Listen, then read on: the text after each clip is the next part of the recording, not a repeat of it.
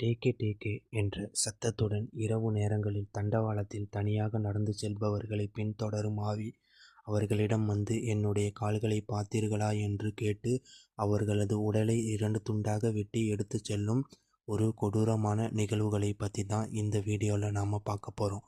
அதாவது சுமார் 50 வருடங்களுக்கு முன்பு ஜப்பான் நாட்டில் நடந்த ஒரு அதிபயங்கரமான அமானுஷ்ய நிகழ்வு தான் இது.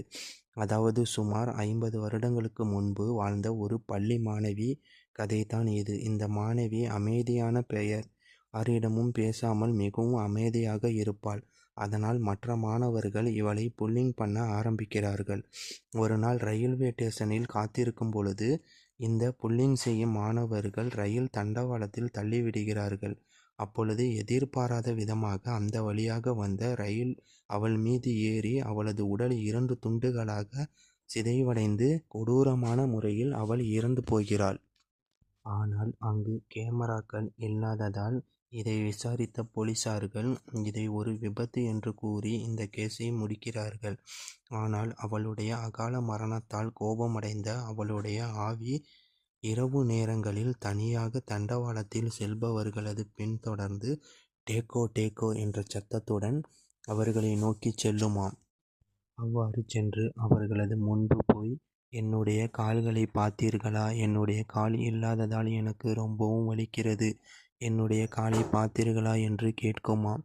நான் பார்க்கவில்லை என்று அந்த நபர்கள் பயந்து அவளிடம் கூற, அவள் கையில் வைத்திருக்கும் கொடூரமான ஆயுதத்தை வைத்து அவர்களது உடலை 2 துண்டாக வெட்டி அவர்களுடைய ஆன்மாவை தன்னுடன் அழைத்து சென்று விடுமாம். பேர் இரவு நேரத்தில் தண்டவாளத்தில் பக்கம் போகவே பயந்து இருக்கிறார்கள். இருப்பினும் ஒரு சிலர் இது ஒரு அர்பன் லெஜண்ட் கதை என்றும் குழந்தைகளை பயமுறுத்துவதற்காக உருவாக்கப்பட்ட கதை என்றும் கூறுகிறார்கள். ஆனாலும் சிலர் இது உண்மையாகவே இன்று வரை நடந்து கொண்டு தான் இருக்கிறது. ஜப்பான் நாட்டில் இரவு நேரங்களில் தனியாக ரயில்வே தண்டவாளத்தில் நடந்து செல்பவர்களை அவளுடைய ஆன்மா டேக்கே டேக்கே என்ற சத்தத்துடன் பயங்கரமாக வந்து கொடூரமான முறையில் கொலை செய்து அவர்களுடைய ஆன்மாவை தன்னுடன் எடுத்து செல்கிறது என்று இன்று வரை சிலர் கூறி இந்த நிகழ்வுகளை கண்டு பயந்து கொண்டே இருக்கிறார்கள்.